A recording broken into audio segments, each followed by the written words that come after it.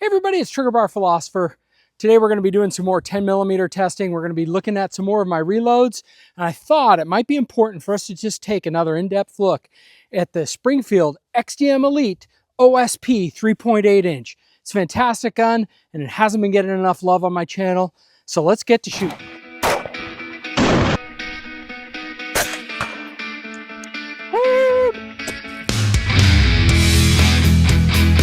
So we're going to take a look at the three 10mm guns that I have here. We have our Springfield XDM Elite. We have our Sig Sauer Emperor Scorpion. It's a 5-inch. And we have our Tanfoglio 6-inch gold match. And we've been giving a fair amount of love to the Scorpion, and we've been giving a fair amount of love to the Tanfoglio. But for some reason, the old reliable, the one I don't have any problems with, till today I'm sure, is the Springfield XDM Elite. What makes this gun so really cool?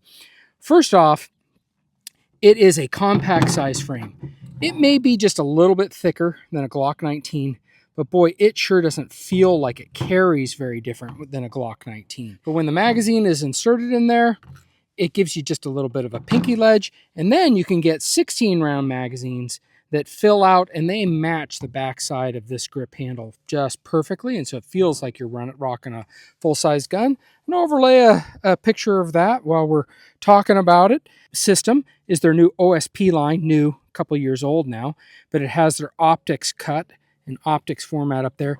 I would say it's not great. I'm excited to see if they ever do an echelon line in this.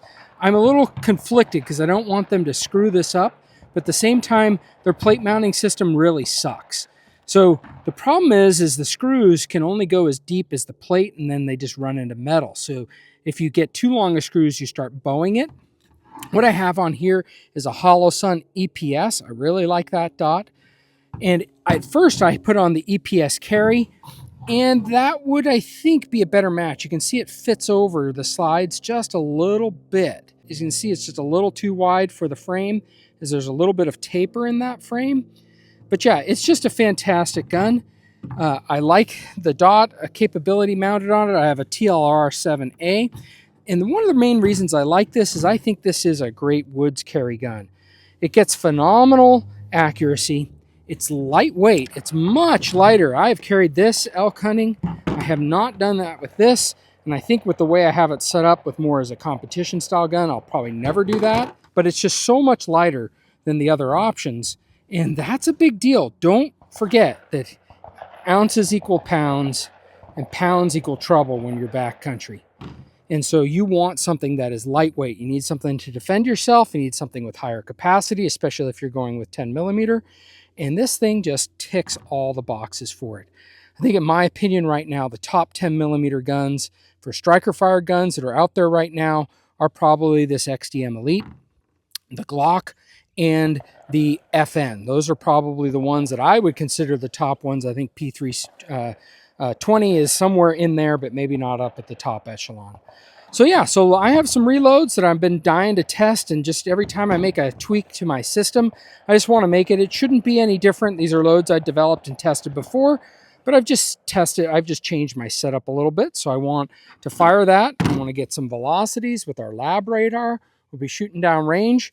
We'll just do a few tests with this, and then we'll do a few tests with the others just to get comparative velocities, and then we'll have just a tiny bit of fun with this XDM Elite. All right, I'm not really going to be taking a big look at, spreads and averages. I just want to do a couple of 3-shot groups, do it out of each pistol, and, you can do the averages in your head. I just want to get a feel for where these things are hitting at in terms of the velocity out of the various length barrels. 1292, this is a 200 grain hard cast. 1254, 1268. That's some spicy stuff. That's some spicy stuff. I think I could still come down just a tad bit in my hand loads if that's what it's doing out of the 3.8 inch. Woo!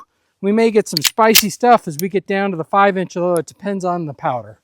I am using Blue Dot with these 200 grain projectiles. 1329. 1339, 1345. Yowzes, yeah, I need to come down just a little bit. Let's see what happens when we look at our 6-inch. 1318, so we lose just a little bit. Must not have caught that. 1318, 1295, and 1309. Some spicy stuff. Not gaining a lot after we cross that 5-inch burial, and really we're not taking a lot of shots, so there could be some variation in my powder drops, other things like that. But whoo, that's some spicy meatballs coming at us today. All right, let's fill up some of the rest of this magazine of some of the reloads that I have. We'll go down and shoot at a target and check it for accuracy. Okay, we're standing here right at 10 yards. Let's see what we can do with accuracy on the target down range.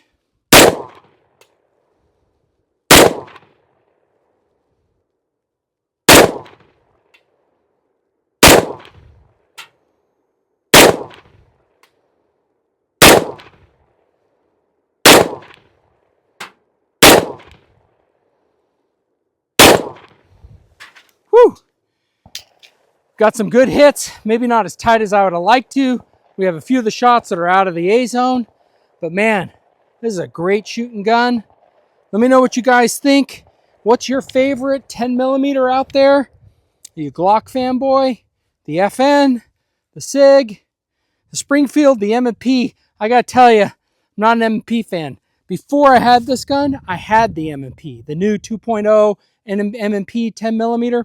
I had it. It was a Jam-O-Matic. I had so many issues, so many problems with it. When I shoot buffalo bore loads, the magazine would shoot out the bottom.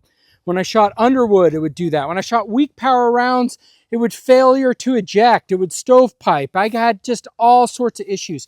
I tried new recoil springs, new mad springs. I tried heavier. I tried lighter. I tried new slide stop. Because, oh, by the way, most of the time I'd shoot it and it would just get stop on the slide stop. Again, I think that probably was a mag spring. I have hope, and I have other friends who have them now, and they are working. But to me, it's DTM, dead to me. So I'm not a Springfield, or I'm not a M&P fan of the 2.0 10mm, but you could be. So leave a comment below. Tell me what you think about this. Please like, share, and subscribe if you haven't done so already. Everybody have a great week, and let's get to shooting.